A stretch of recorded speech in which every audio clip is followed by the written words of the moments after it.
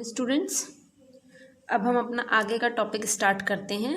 Oceanography में देखो, अभी तक की चीज़ें आप लोगों को समझ में आ रही है ना सारी? ठीक है। ओशनोग्राफी जो था उसका मैंने आपको पहले बताया था कि आपको नोट्स जो है इसके मिल जाएंगे। ठीक है, नोट्स भी मिल रहे हैं, उसके साथ में आपको स्टार्टिंग से जो चीज़ें मैंने आपको बताई है, समुद्र विज्ञान, उसकी परिभाषाएं, उसके स्कोप, ठीक है, सारी चीज़ों को एक सीक्वेंस में पढ़ते हुए चलना है। ठीक है। अभी देखिए, हम लोगों ने बात कर ली थी किस चीज़ की, कि जो हमारे महासागर हैं उसके अंदर कौन कौन सी स्थलाकृतियाँ मिलती हैं, उसके उच्चावचों की बात भी हमने कर ली थी। ठीक है, करी थी ना बात। गर्त कौन कौन से गर्तों की बात की थी, उसके बाद में हमने कटक की बात की, महासागरीय बेसिन थे, सागरीय पर्वत थे, कुछ गुयोट नामक स्थलाकृतियाँ मिलती हैं, सबकी बात की। अब हम एक एक ओशन को लेंगे, जैसे मान लीजिए अटलांटिक महासागर हो गया, प्रशांत महासागर हो गया, तो अटलांटिक महासागर के अंदर कौन कौन से उच्चावच हैं। उच्चावच का मतलब आप समझ रहे हैं, वही गर्त हो गया आपके। ठीक है, कटक कौन कौन से हैं, ये हर महासागर के अकॉर्डिंग अब पढ़ते हुए चलेंगे एक एक चीज़ को। ठीक है, देखिए अटलांटिक महासागर। अटलांटिक महासागर की लोकेशन पहले हम मैप में देखेंगे कि कहाँ पर है। देखिए, ये उत्तरी अमेरिका, ये दक्षिणी अमेरिका, ये यूरोप वाला पार्ट, ये अफ्रीका, और बीच का जो ये वाला भाग है जो समुद्र वाला, ये हमारा क्या कहलाता है, हमारा ये अटलांटिक ओशन के नाम से जाना जाता है। ठीक है, ये हमारा नॉर्थ अटलांटिक यानी उत्तरी अटलांटिक महासागर, और ये जो 0 डिग्री से नीचे है ये हमारा दक्षिणी अटलांटिक महासागर। आप देखेंगे इसके अंदर कि ये बता रखा है इसमें कि ये 0 डिग्री है। 0 डिग्री से ऊपर जब जाते हो तो उत्तरी अटलांटिक महासागर, और नीचे आते हो तो दक्षिणी अटलांटिक महासागर। ठीक है, अब इसकी कुछ इंपॉर्टेंट बातें हैं वो देख लेते हैं। अगर पूरी पृथ्वी की बात करें तो पूरी पृथ्वी के 20% भाग, और अगर महासागरों की बात करें तो महासागरों के 29% भाग पर हमारा कौन सा महासागर फैला हुआ है, अटलांटिक महासागर। अटलांटिक महासागर बहुत बड़ा है। पूरी पृथ्वी के 20% भाग पर अटलांटिक महासागर है। 20% आप समझिए कि एक चीज़ है जो 100% है, और 100 का 20% तो क्या है, आपका अटलांटिक महासागर। और संपूर्ण अगर महासागरों की बात करें तो उसमें 29% भाग किसका है, अटलांटिक महासागर का मिलता है। अटलांटिक महासागर की जो आकृति बताई जाती है, इसकी जो आकृति है वो एस आकार की मानी गई है। इस प्रकार से एस आकार में विस्तृत है ये महासागर, और इसको अपसरण किनारे, अपसरण किनारों से निर्मित बताया गया है। अपसरण किनारों का मतलब आप जानते हैं कि जब दो परतें जो होती हैं, जो प्लेटें जो होती है, वो एक दूसरे के विपरीत जाती हैं तो उसको हम क्या कहते हैं, अपसरण किनारा कहेंगे। ठीक है, हम एक बार इसको मैप में देखेंगे कि एस आकार इसको किस बेस पर कहा गया है। देखिए, बन गया ना एस आकार। इसको आप मतलब देखिए, बिल्कुल ऐसे नहीं कि बिल्कुल हमारा इस टाइप के एस बनेगा, लेकिन कुछ आकृति मिलती जुलती एस प्रकार की हमें नजर आ रही है, तो इसीलिए इसका जो आकार बताया गया है वो एस प्रकार का बताया गया। अपसरण क्यों है, देखिए ये उत्तरी वाला जो उत्तरी अमेरिका दक्षिण अमेरिका वाला जो भाग है वो इधर जा रहा है, ये हमारा कौन सा यूरोप, और हमारा अफ्रीका वाला जो भाग है वो इधर आ रहा है, तो एक तरीके से दोनों का विभाजन इस प्रकार से दूर दूर जा रहे हैं, तो बीच में क्या है, इसको अपसरण किनारा बोला गया है। ठीक है, देखिए अब मैप जो है, आप लोगों को मैप से इन चीज़ों को पढ़ेंगे तो ज़्यादा अच्छे से समझ में आएगा। अब देखिए पश्चिम की ओर तो हमने बात कर ली, कौन कौन से, देख हम इसको मैप में ही देखते हैं, मैप में ही ज़्यादा अच्छे से आपको समझ में आएगा, और सब लोग एटलस जरूर ले लेंगे। ठीक है, एटलस जब तक आपके सामने नहीं होगी आपकी चीज़ें जो है क्लियर नहीं होगी। देखिए उत्तरी भाग में अगर देखेंगे तो जो ये पश्चिम की ओर आपका ये उत्तरी अमेरिकन प्लेट, और ये आपकी दक्षिणी अमेरिकन प्लेट। पूर्व में बात करें तो ये यूरेशियन प्लेट होती है, और ये हमारी अफ्रीकन प्लेट। इनका जो है क्या हुआ है, अपसरण हुआ है इन चारों प्लेटों का। और इस महासागर का जो प्राचीनतम उल्लेख मिलता है अटलांटिक महासागर का, वो किससे मिलता है, हेरोडोटस नामक विद्वान थे जिन्होंने एक बुक लिखी थी, किसका, sea of Atlas. Sea of Atlas के नाम से, उसी के अंदर इसका उल्लेख संपूर्ण रूप से मिलता है। क्लियर हुई ये चीज़। ठीक है, एनेक्सिमेंडर नामक विद्वान हुए जिन्होंने इसको क्या कहा, अटलांटिक थालसा कहा। अटलांटिक थालसा इसको किसने कहा, एनेक्सिमेंडर नामक विद्वान ने कहा। इतनी चीजें क्लियर हुई, ये इसका इंट्रोडक्शन था। अब देखेंगे हम क्या है कि उस अटलांटिक महासागर के कौन कौन से उच्चावच हैं उनके बारे में। ठीक है, देखिए महासागरीय कटक आपको देखिए मैप से ही ज़्यादा अच्छे से ये चीज़ें समझ में आएंगी। तो हम मैप को यहाँ देखिए इसमें बना लेते हैं ना, यहाँ पर हमें क्लियर नज़र आ रहा है इसके अंदर। तो इस मैप में क्या करेंगे हम, जो है इस पूरे हमारा जो एक एक चीज़ है उसको डिफाइन करते हुए चलेंगे। देखिए सबसे पहले हमने कौन सी आकृति पढ़ी थी, महासागरीय कटक पढ़े थे। ठीक, कटक पढ़े थे ना।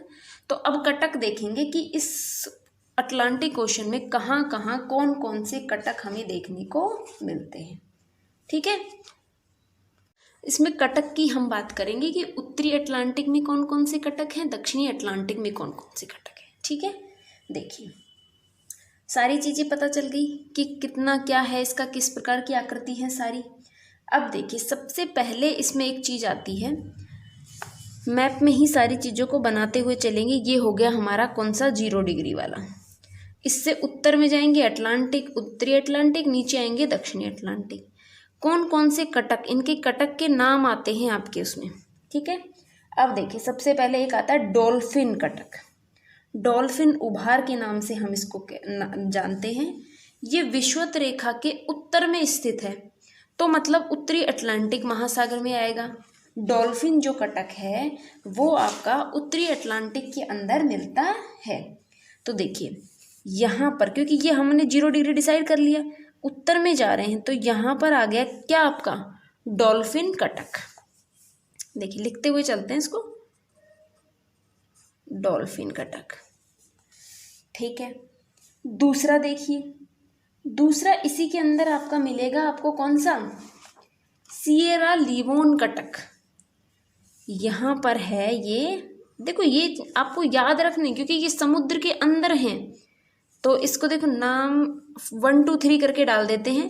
पहला था हमारा कौन सा, डॉल्फिन। दूसरा कौन सा है हमारा, इस देखो आपको नोट्स में इसके मैप के साथ सारी चीज़ें मिलेंगी। डॉल्फिन कटक, दूसरा है सिएरा लियोन कटक। ठीक है, तीसरे कटक की बात करते हैं।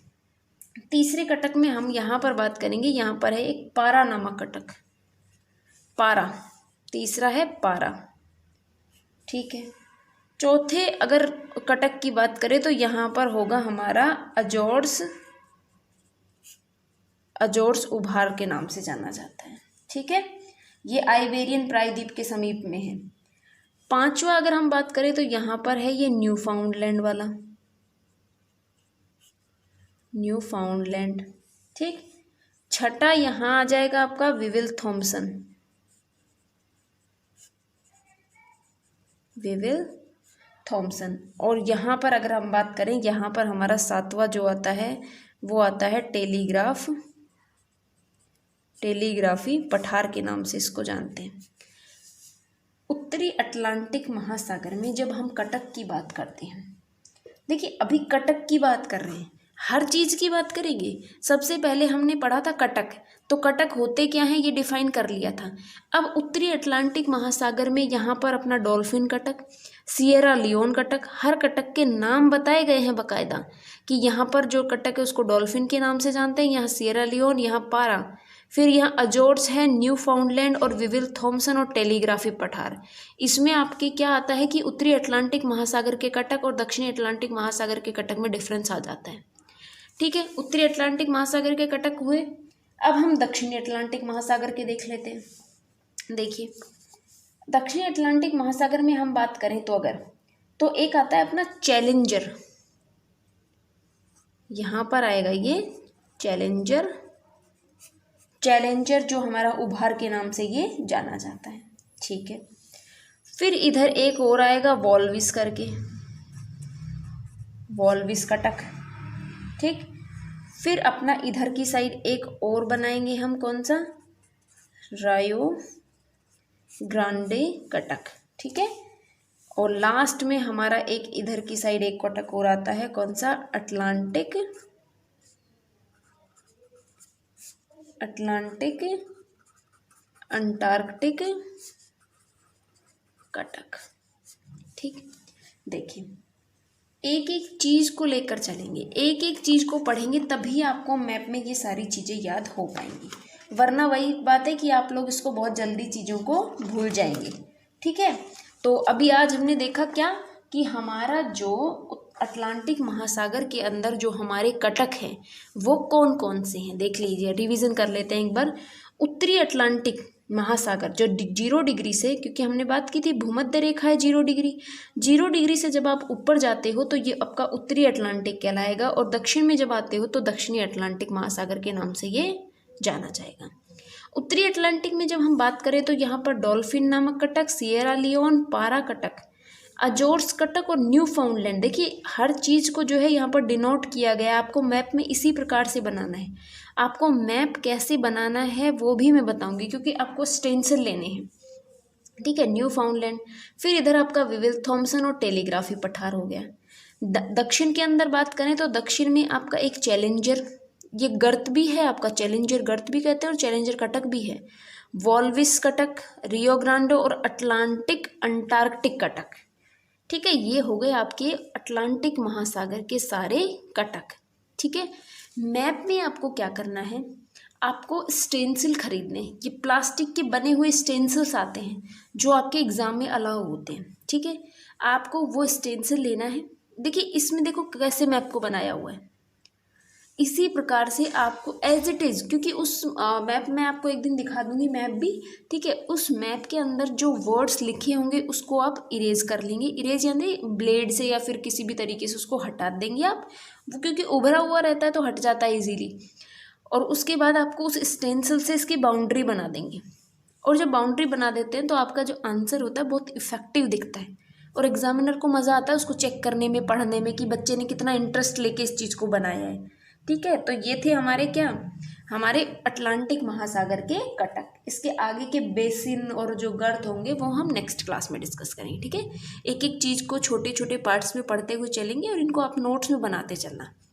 ठीक है, और कल जो है आप लोगों को क्लास वो वाली नहीं मिल पाई थी, नहीं सॉरी, परसों के दिन जो है आपको वो एक जो पिछली क्लासेस का रिवीजन हमारा चल रहा है ना, साथ साथ एक क्लास और आपको मिलती होगी, तो वो बच्चे कह रहे थे कि मैम कल आपने नहीं भेजी, तो वो कोई नहीं, एक दिन लेट हो गया था। ठीक है, तो लेकिन अब क्योंकि वो रिवीजन भी आपका साथ साथ चलेगा और आपका नया टॉपिक भी साथ साथ चल रहा है, जब आपकी ये सारी चीज़ें कंप्लीट हो जाएंगी, देखो हमारा सिर्फ ओशनोग्राफी बचा है। ओशनोग्राफी कंप्लीट करने के बाद आपके तीनों पार्ट पूरे हो जाएंगे, और पार्ट कंप्लीट होने के बाद हम एक टेस्ट रखेंगे अपना। ठीक है, जो फुल सिलेबस का होगा आपका। ठीक है, ये दिसंबर 1 में आपका एग्ज़ाम होगा, exam in the sense test लिया जाएगा, जो मैं आपका टेस्ट लूँगी, उसमें आप आंसर लिखेंगे और फिर मुझे आप व्हाट्सअप करेंगे उसको, उसके PDF बना के। ठीक है, क्योंकि आपको पूरा आंसर लिखना है बड़ा। और उसके अलावा हम क्या करेंगे, फिर हम अपना प्रैक्टिकल स्टार्ट करेंगे, क्योंकि आप लोगों का प्रैक्टिकल भी होगा, और प्रैक्टिकल क्योंकि बाहर से एग्जामिनर भी आते हैं, तो वो जो सर्वे वाला पार्ट है वो छोड़ देंगे, और जो आपका फाइल वर्क होगा ना वो हम स्टार्ट कर देंगे। ठीक है, तो वो चीज़ें हम थोड़ा सा जो ओशनोग्राफी जब कंप्लीट होने वाला होगा तब से स्टार्ट करेंगे। ठीक है, बस आज के लिए बस इतना ही, बाकी की बातें हम नेक्स्ट क्लास में करेंगे। Thank you.